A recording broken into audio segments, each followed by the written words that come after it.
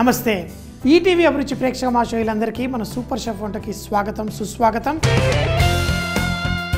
ఈరోజు నవాబీ గుడ్డు కర్రీ మనం చేసుకోబోతున్నాం। ఈ నవాబీ గుడ్డు కర్రీ ఏంటంటే 1400 సంవత్సరాల కిందట ఎప్పుడైతే మొఘల్ రూలర్స్ మన నార్త్ ఇండియా నుంచి టోటల్ హైదరాబాద్ వరకు వచ్చేసారో మన హైదరాబాద్ నగరం స్థాపించే సమయంలో నుంచి వాళ్ళు ఆ టర్కీ ఆ సిరియా ఈ ప్రాంతం నుంచి వాళ్ళు ఉల్లిపాయలు ఎక్కువగా వేయించి వండుకుంటూ ఉంటారు। అదే రెసిపీ మన దగ్గరికి పట్టుకొచ్చారు। అయితే మన భారతదేశం ముఖ్యంగా మన తెలుగు రాష్ట్రానికి వచ్చేసరికి అక్కడ కూడా రుచులు మారిపోయాయి। ఎందుకంటే లోకల్ తినే మన కూరగాయలు మనం ఎక్కువగా ధనియాల పొడి పచ్చిమిరపకాయలు ఇవన్నీ వాడుతూ ఉంటాం। వాటి కాంబినేషన్లో ఈ కూర మారింది। అయితే ఉల్లిపాయల్ని వేయించి మన కోడిగుడ్డు కూర చేసుకోవడంలో చాలా బాగుంటుంది।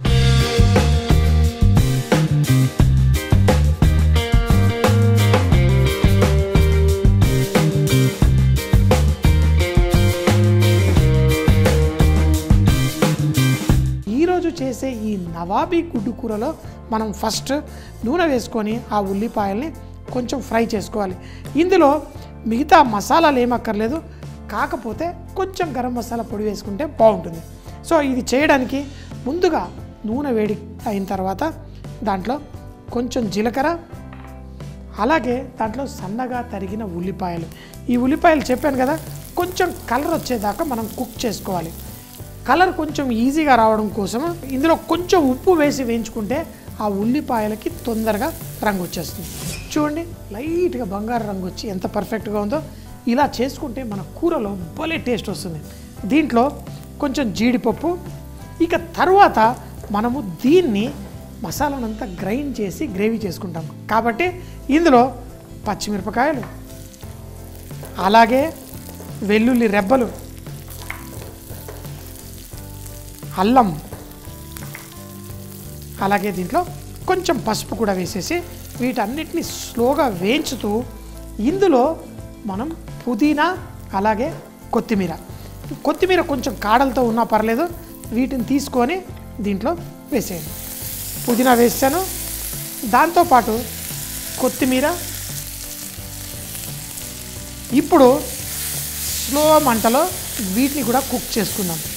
ఎందుకు అంటే లైట్గా కుక్ అయిన తర్వాత మనకి ఆ పేస్ట్ చాలా బాగుంటుంది। ఇవన్నీ పేస్ట్ చేసుకున్న దాంతో గ్రేవీ చేసుకుంటే నిజంగా మీరు ఇదే గ్రేవీలో చికెన్ వేయండి, రొయ్యలు వేసుకోండి, పన్నీర్ వేసుకోండి, మిక్స్ వెజిటేబుల్ వేసుకోండి, ఒక స్పెషల్ ఫ్లేవర్ వస్తుంది। దీంట్లో రకరకాలుగా పేర్లు పెట్టి చేస్తూ ఉంటారు। కొంతమంది రోజ్ ఎసెన్సు, కేవడా వాటర్ అవి కూడా వాడతారు। కానీ మనం చేసే ఈ కూర చక్కగా పులావులతోటి, రొట్టెలతోటి, బిర్యానీలతోటి దేనితోటన్నా వడ్డించుకోవచ్చు। సో దీన్ని స్టవ్ కట్టేసి ఇలాగే మన మిక్సీ జార్ తీసుకొని అందులో వేసి ఫైన్గా పేస్ట్ చేసుకోండి। మిక్సీ జార్లో దీన్ని వేసేసుకోండి, వేసి అవసరం పడితే కొన్ని నీళ్లు పోసి పేస్ట్ చేసుకోండి। ఎందుకంటే జీడిపప్పు పేస్ట్ అవ్వగానే కొంచెం చిక్కగా అయిపోతుంది। సో దీంట్లో కొన్ని నీళ్లు పోసి పేస్ట్ చేసుకోండి। మన గ్రీన్ పేస్ట్ చక్కగా పర్ఫెక్ట్గా రెడీ అయిపోయింది। మనం కొత్తిమీర, పుదీనా, పచ్చిమిరపకాయలు అన్నీ ఆ బ్రౌన్ ఆనియన్స్తో పాటు మంచి ఎంత అద్భుతమైన టేస్ట్ వస్తుందో। సో ఇప్పుడు మనం ఆ మసాలాలన్నీ వేసి డిష్ చేయడానికి కొంచెం వెన్న వేసుకుందాం। వెన్న వేసి ఈ వెన్న కరుగుతున్నప్పుడు ఇందులో ధనియాల పొడి, అలాగే కొంచెం గరం మసాలా, కొంచెం మిరియాల పొడి। అయితే మీరు గమనిస్తే చాలా తక్కువ వేడిగా ఉంది, మసాలాలు మాడకూడదు। ఇందులో మనం కస్తూరి మేతి, ఏంటి కస్తూరి మేతి మీ అందరికీ తెలుసు, మనం ఆ పంజాబ్ ప్రాంతం నుంచి వస్తుంది, మన మెంతి కూర లాంటిదే కానీ బటర్ చికెన్ అన్నిట్లో వేసుకుంటాం।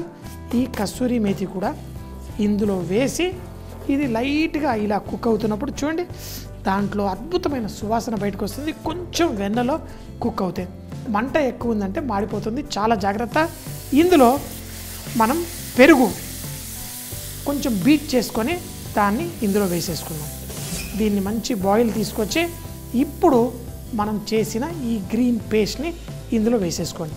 అయితే కొంచెం నీళ్ళు అవసరం పడితే వేసుకోండి, కావాలంటే పెరుగు వేసుకున్నా చాలా బాగుంటుంది। కొంచెం ఏదైతే ఉందో నీళ్లు పోద్దాం, అంటే దీంట్లో మసాలా ఏది వేస్ట్ అవ్వనీయకుండా జాగ్రత్తగా వేసుకుంటే చాలా బాగుంటుంది. పర్ఫెక్ట్. ఇప్పుడు ఈ గ్రేవీని మనం కొంచెం సేపు కుక్ చేసుకోవాలి.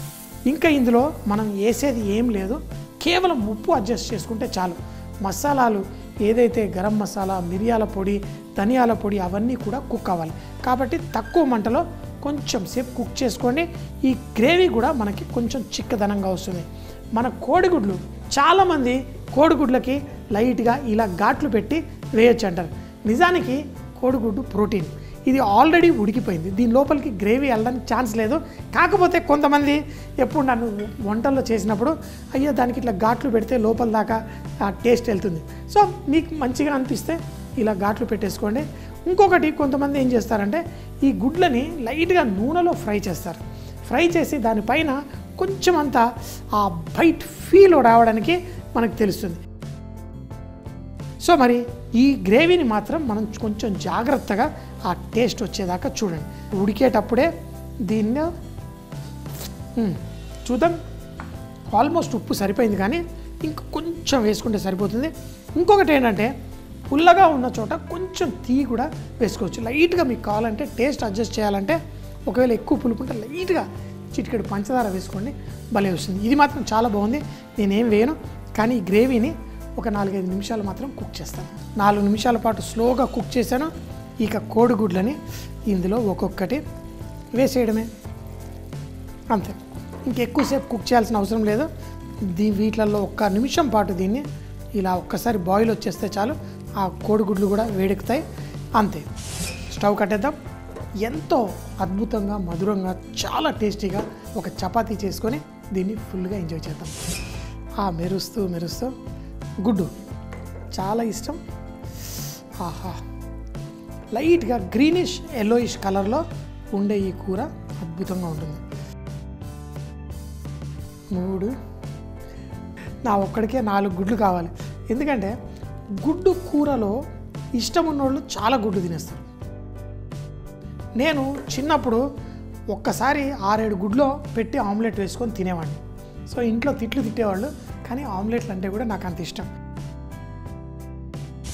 ఎప్పుడైనా కానీ ఏ రొట్టెగైనా మల్టీగ్రెయిన్ది చేసుకునేటప్పుడు చక్కగా సాఫ్ట్గా పిండి కలుపుకోండి.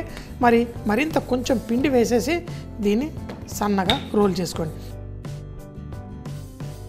చూడండి, ఇలా పొడి పిండి దాన్ని దులిపేసి వేడి పెనం పైన మనం కాల్చేసుకోండి. రొట్టె మీరు ఒకే షాట్లో తినాలనుకుంటే కొంచెం పెద్ద రొట్టె చేసుకోండి. చిన్నగా చేసుకోవాలి అంటే పుల్కాలు చేసుకొని చక్కగా ఎంజాయ్ చేయొచ్చు. పెనం మీద వేసిన వెంటనే దాన్ని లైట్గా తిప్పేయండి. లైట్గా బబుల్స్ వచ్చిన తర్వాత మరో పక్కకి తిప్పి కుక్ చేసుకుందాం. ఆహా, కొంతమందికి మాత్రం ఇలా మంట పైన డైరెక్ట్ వేస్తే కానీ వాళ్ళకి ఆ రొట్టె తిన్నట్టు అనిపించదు. ఇంకొకటి ఏంటంటే మంట మీద వేసినప్పుడు ఆ వేడికి లైట్గా దాని మీద కాలినట్టు ఇట్లా వస్తుంది. దాంతో కూడా రుచి పెరుగుతుందని కొంతమంది ఇలా కాల్చుకుంటారు. చూడండి, మనం వేడి రొట్టె తీసేసుకోండి, చక్కగా వేసుకోండి. సో మరి టేస్ట్ చేసేద్దామా? కోడిగుడ్డు వేసుకునేటప్పుడు దాన్ని ఇలా కట్ చేసుకొని చూడండి, ఇలా కట్ చేసి వేసేసుకుంటాను. అలా రొట్టె మధ్యలో వేసుకొని తింటే దాని మజానే వేరు. ఇలా తీసుకొని, అంటే స్టూడెంట్ లైఫ్లో, కాలేజ్ లైఫ్లో ఎప్పుడు బ్యాచిలర్గా ఉన్నప్పుడు ఇలా మళ్ళీ ఇంకో ప్లేట్ వేస్ట్ చేయడం ఎందుకని ఇలా మధ్యలో వేసేసుకొని ఫుల్గా ఆ వేడిగా తింటుంటేనే మజా వేరు. కొన్నిసార్లు బాగా బిజీ ఉన్నప్పుడు కూడా ఆ పని చేసేటప్పుడు అప్పుడే తినేసేవాళ్ళం, దాంట్లో మజానే వేరు. చాలా సింపుల్గా, ఈజీగా, టేస్టీగా మన కోడిగుడ్డు, అది కూడా నవాబీ కోడిగుడ్డు రెడీ. మీరు కూడా చేసుకోండి, తినండి. సూపర్ అంటే సూపర్ అని ఫుల్గా ఆస్వాదించండి. ప్రతి బైట్ నవాబీ కోడిగుడ్డు కూర. దీన్ని తయారు చేయడానికి ముందుగా కొంచెం నూనె వేసి దాంట్లో జీలకర్ర, అలాగే సన్నగా తరిగిన ఉల్లిపాయలు, కొంచెం ఉప్పు వేసి ఉల్లిపాయలు బంగారు రంగు వచ్చేంత వరకు వేయించుకోవాలి. అలా వేగిన తర్వాత కొంచెం జీడిపప్పు, పచ్చిమిరపకాయలు, వెల్లుల్లి, అల్లం, అలాగే కొంచెం పసుపు వేసి మరి కొంచెం సేపు కుక్ చేసి ఇప్పుడు పుదీనా, కొత్తిమీర వీటిని కూడా వేసి లైట్గా కుక్ చేసుకోండి. ఈ మిశ్రమాన్ని మీరు పేస్ట్ చేసి పక్కన పెట్టి అదే గిన్నెలో కొంచెం వెన్న కరుగుతున్నప్పుడు దాంట్లో ధనియాల పొడి, గరం మసాలా, మిరియాల పొడి, అలాగే ఫైన్గా చేతిలో నలిపి పొడి చేసుకున్న కసూరి మేతి కూడా దాంట్లో వేసి కుక్ చేసుకోండి.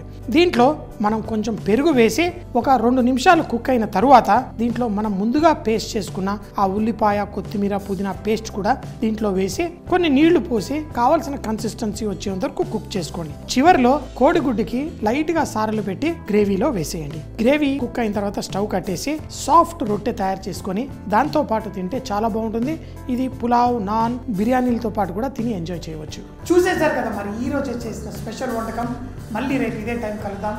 అప్పటిదాకా సీ యూ, బై బాయ్.